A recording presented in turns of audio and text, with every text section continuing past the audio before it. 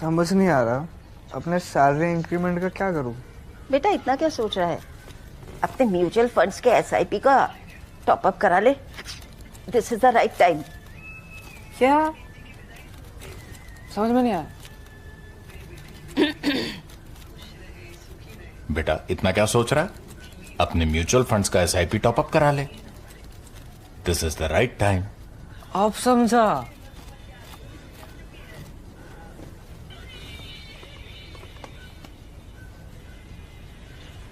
Mutual fund investments are subject to market risks. Read all scheme-related documents carefully.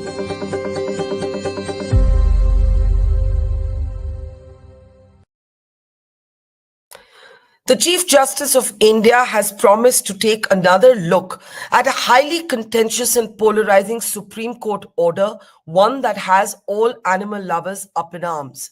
The Supreme Court earlier this week ordered that all street dogs, or stray dogs as is colloquially known, must be leashed and forcibly put into shelters that don't exist. The Supreme Court mandated that such shelters must be set up in the next few weeks. Rights activists have pointed out that this is simply unrealistic. But there's also the issue of what will happen to these dogs. The worry is that unspeakable cruelty will be inflicted on these dogs in the name of upholding the Supreme Court order. I'm Barkha Dutt. You're with the Mojo Story. On the program today, we look at the fury and the uproar on the streets of Delhi, but also across India, as we look at the ramifications and the fallout of the Supreme Court order on stray dogs. The court, as I mentioned, made an intervention that has upset anybody, I think, who loves animals and who also understands that what is called a stray dog is often a community pet, looked after collectively in colonies and neighborhoods, not just inoculated and fed, but the animal in turn looks after and protects the colony. The Supreme Court seemed to understand none of this. It has mandated that these dogs should be forcibly moved into shelters. These shelters do not even exist. One shudders to think what might happen to these animals. The court says that it is worried about the rising incidence of rabies, but there isn't even consistent data available on how many Indians die from rabies every year. In fact, there's a wide discrepancy between the numbers submitted by the government in Parliament just last year and what the World Health Organization claims. To talk about why this verdict has upset so many people is one of India's foremost animal welfare rights activists, also former Union Minister. Maneka Gandhi is with us. Thank you so much, ma'am, for joining us. What is the most problematic thing for you, with your decades of experience in this space, about the Supreme Court order? Well, the most problematic and the most annoying is that you expect Supreme Court judges, because they're the last port of call for justice, to either study the subject, find the scientific evidence, listen to all sides, and then pronounce a judgment. The fact that some judge can misuse his position to simply go on a wild rant, and that to suo moto, without listening to anybody, without understanding the background, or without looking for a solution. This is a Marie Antionette kind of let them eat cake, or even Alice in Wonderland, which is off with their heads kind of order, which is very frightening, because this same judge is going to become Chief Justice of India one day. And you actually wonder what on earth is happening. So that for me is the most worrying, more than dogs, more than people or anything. It's Supreme Court cannot afford to have whimsy, and it cannot afford to have tantrums and anger. It has to be reasonable, balanced, sane, and for the good of India, for all. This is not so. And this is apparently the second time in 2 weeks by the same judge. So that worries me the most. The second thing is that you've given an order saying that pick up all the dogs and shove them off into pounds. A pound is an enclosed space with a shed, which Delhi doesn't have, not even one. They have nothing. Now, in order to take, there are not 10 lakh dogs in Delhi, there are 3 lakh. But to get these 3 lakh, to get these 3 lakh dogs into pounds means that you have to make 3,000 pounds. That means you have to employ 1.5 lakh people who will clean up the feces, the urine of the dogs. You have to put in drainage systems, water and electricity. You have to find half an acre of land for each one. You have to get watchmen. You have to get sweepers. You have to feed them twice a day. And you cannot keep them in colonies because everybody will object to their constant barking, which is what they will do since they're locked up. So how will you do this? It's not possible. It's not possible to even make £1. So the mayor has feebly suggested that we will put them, we'll do it, but we'll put them into the 20 ABC centers. Each ABC center is the size of a thimble. They're just one room or two rooms with the roof is leaking. There's no drainage system. They're like slums. They're not proper ABC centers, which is why this entire problem has arisen. So where will you put them? You can't put them anywhere. So all you will be doing is doing what MCD has been doing for the last 6 years, picking them up from rich colonies or colonies where the judge lives, and then shoving them off into slums and colonies where poor people live. That's it. That's what is causing the biting. Agar aap dekh lein, if you look, the bites are who? No rich person has been bitten. No rich person's children have been bitten. It's all middle class, lower middle class, and poor people. And why? Because the RWAs and the MCD have been picking up dogs surreptitiously and throwing them into these colonies. So you get up in the morning and you have 10 dogs, which are community dogs. Everybody knows them. The next day you wake up and you have 20 dogs. And you wake up the third day and you have 30 dogs. So out of these, the new dogs will bite because they're lost, they're hungry, they're being attacked, they're in a new area. We have been telling the MCD for now 5 years plus, don't relocate dogs. Even 3 days ago, the MCD itself in its civic center, where the offices are, they picked up 55 dogs and they went and relocated them. Now those 55 dogs are going to bite everywhere. So the answer to it is not pounds. The answer to it is sterilization, but proper sterilization. 20 sterilization centers exist in Delhi. You will be surprised, Barkha ji, that of these 16 centers, or maybe even more, 16 centers have been given to friends and family of municipalities. In fact, a retiring municipal official gets this as a goodbye gift in his wife's name, in his friend's name, so that he can make money. Now you will ask, how does he make money? Because it has been a practice of the MCD that they will allow certain shelters which belong to them or their friends to write, they will sterilize, say, 10 dogs, and they will write 100 dogs. So they will pocket 90 dogs sterilization money and split it. So this is what has been happening now for 20 years. And the sterilization centers are in a terrible condition. They're leaking, nothing. There's no water, there's no drainage, there's no electricity. Some of them have 6 cages. It doesn't make any sense. The Animal Welfare Board has constantly examined them and told the MCD itself that for God's sake, either close them or make them properly. None of which have happened. Neither you close them nor do you make them properly.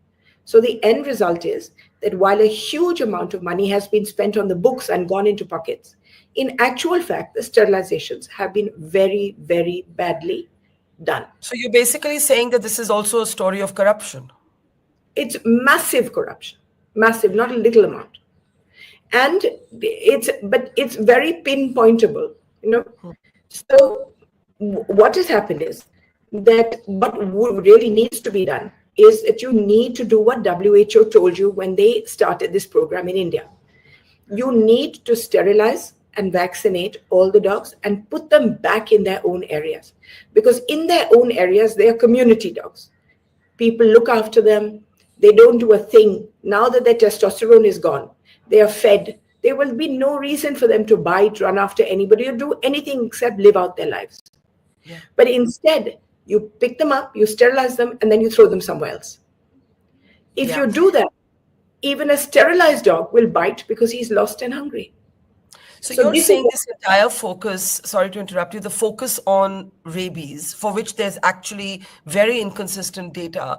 These dog bites are a result of poor human intervention, taking dogs out of a familiar space, corrupt human intervention, taking dogs out of a space they're familiar with and putting them into a strange new environment.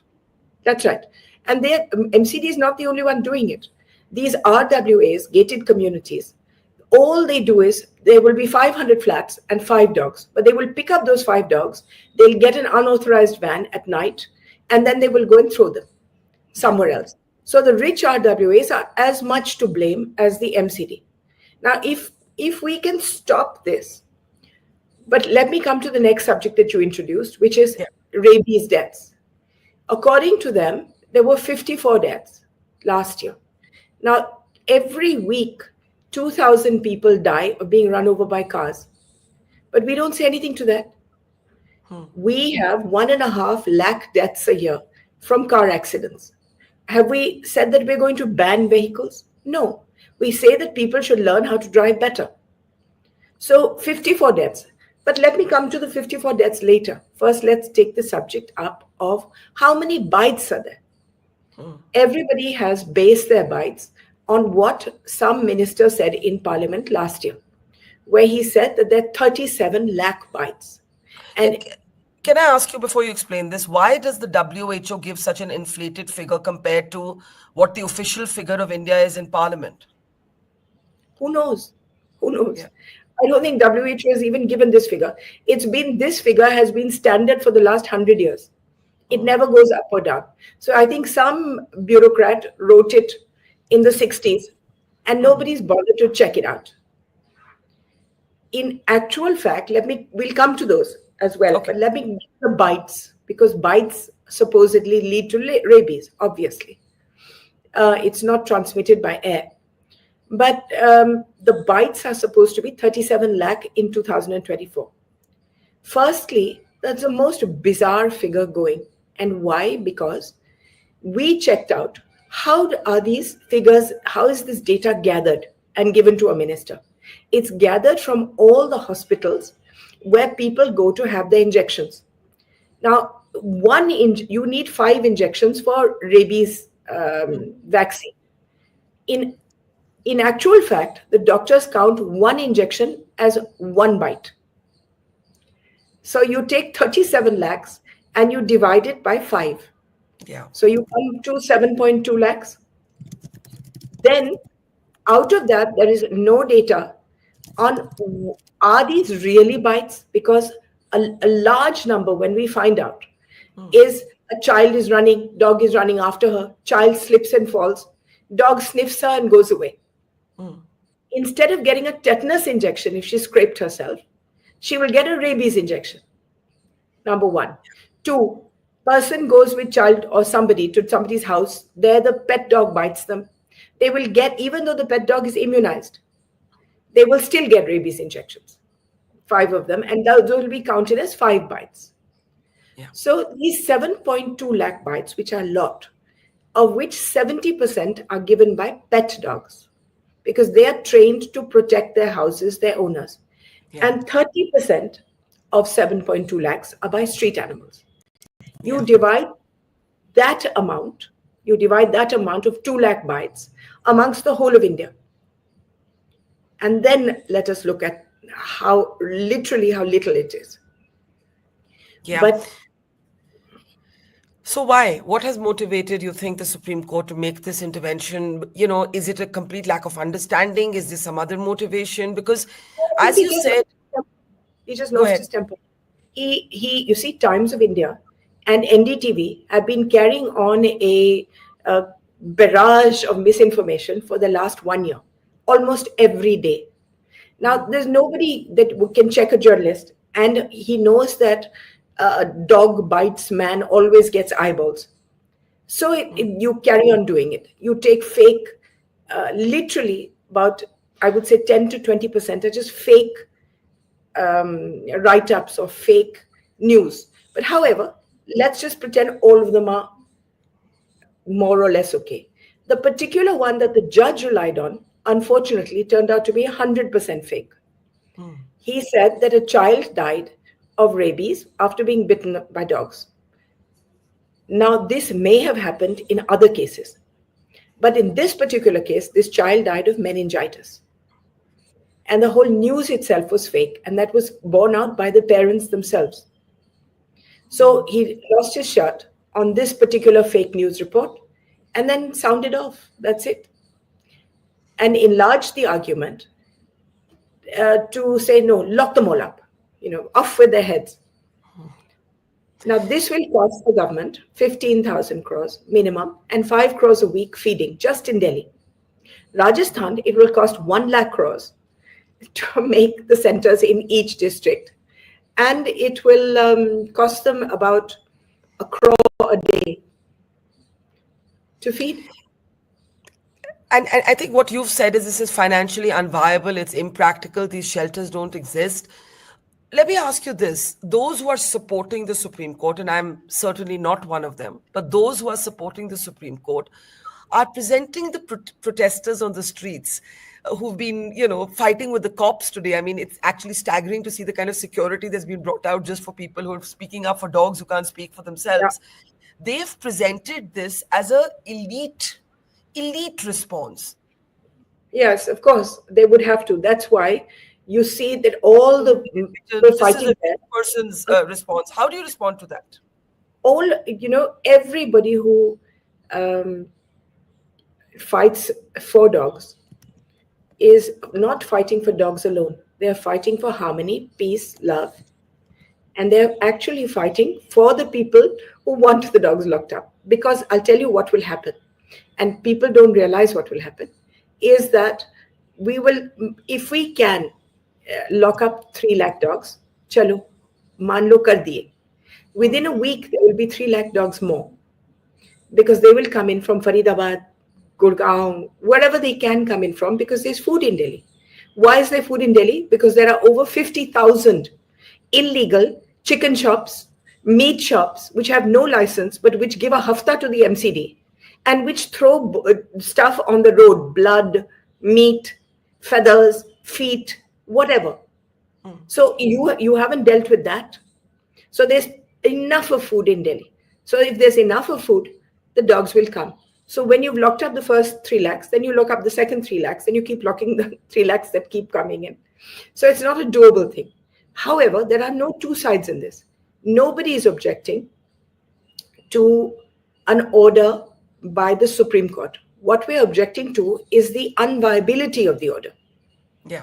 The viability of what we're asking for is the same thing that these people are asking for, which is less dogs, no bites, and a humane relationship between both animal and person. That's exactly what we're asking for. And that can only be done if the dog is sterilized and brought back.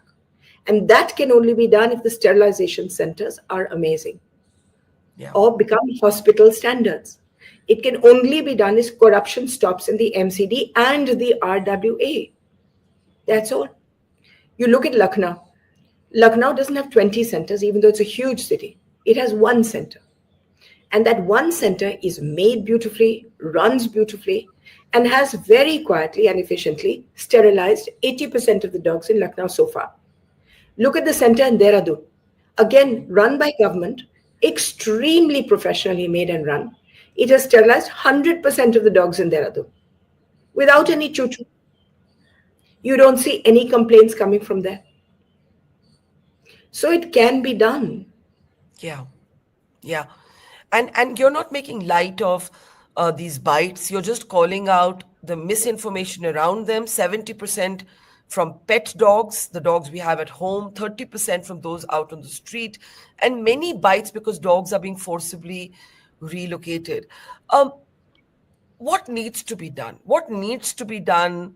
And are you taken aback by the kind of security that you saw on the streets today, pushing back against protesters? I mean, if only they brought out so much security to keep women safe on the streets from, No, I was saying it's not just security. You're going to need that security now in future, because the police training, one of the police training things to the new recruits is to show them how to anticipate a robbery or heinous crime.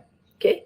And one of the things they say is that if in any gully or road there is a mysterious poisoning of dogs, you can be sure that within a week there's going to be an attack or a robbery in one of the houses. Yeah. That is a police ankara, not mine. So now when you remove the dogs, who is going to do public safety? Number one. Yeah. So many women who live alone keep Yeah. dogs, look after dogs. What are you going to do? You're going to put security guards outside their houses? Why not? So Yeah. this is going to be a massive crime thing as soon as the dogs move. Remember that. Yeah. Because police have said this has happened hundreds of times, that dogs have been killed and then something horrible has happened. Let me ask you in the end, the Chief Justice has said, I think people are so angry that the Chief Justice has said today that he's going to take another look at this verdict. But, you know, this is Delhi today, Rajasthan today, Tamil Nadu is talking about it. This may have set up a domino effect across India. What are you going to urge the government, the center, the state governments to do at this point? I'm going to urge them to talk to this judge and to the Chief Justice. As it is, I think 25 or more the most senior lawyers in India are meeting him of the Supreme Court to say that, you know, what you're doing is irrational.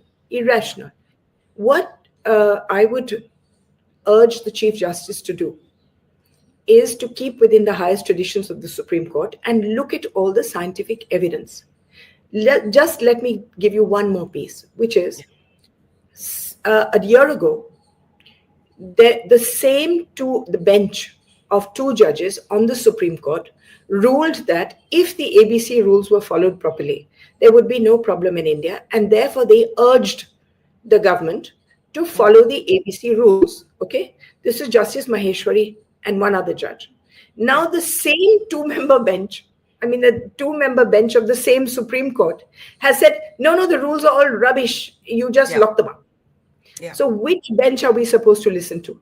The first one, which is settled law passed by Parliament, law passed by the government, or should we look at the rent, which is the second law? What I would urge the government to do is put money into this program. When the government wanted to remove polio, they put 700 crores a month for 11 years into the program, and then it went. Till today, the government has not put 1 rupee in. Whatever is being done, now it doesn't even have a ministry. It has 3 Redpatiyas looking after it on the Animal Welfare Board, all of which are director level of officers. And you know how much power they have. 3 people in the whole of India. 2, no training systems for NGOs. So a mafia racket of relatives and friends takes the contracts.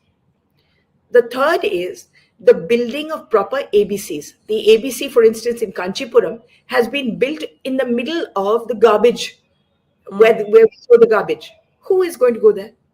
So Bhopal has done the same, and Indore has done the same. So build the ABCs like you would build a proper hospital. 4, make a nodal ministry. AWBI comes under animal husbandry, but animal husbandry has not allocated any money for this. The money for making the ABC centers is done by the Urban Development Ministry. The only ministry that should have a stake in this is the Health Ministry, and they have not been consulted for anything. So there's no money in the program. There are no ABCs. So what can you do? That's what I would urge the government to do, is to take this up on priority level, put money into it, make a proper animal welfare board instead of 3 director level people, and put it into a ministry that has a stake in it. And within 2 years, I promise you, we will never hear this lament again. I fully stand by people whose children have been bitten. Yeah. After all, if my son was bitten, I'd feel just as upset. Or even if I was bitten, I'd feel really upset. Yeah. But the point is that we have to solve the problem, not say off with your head. Absolutely. And a problem that is worse than the solution, quite frankly. Thank you. Thank you so much, Maneka Gandhi. Always learn so much from you on these issues, and thank you for speaking up. I do hope the Chief Justice is able to make an intervention and basically review this and take it off. Not off with their heads, but take this verdict off and bring a more reasonable, rational. Our heads. Thank you, ma'am. Thank you. Bye-bye. Take care. Bye. It's great to see you here. Thank you for watching our work. If you haven't subscribed yet, don't forget to click the bell icon and subscribe to Mojo Story and support independent, robust journalism.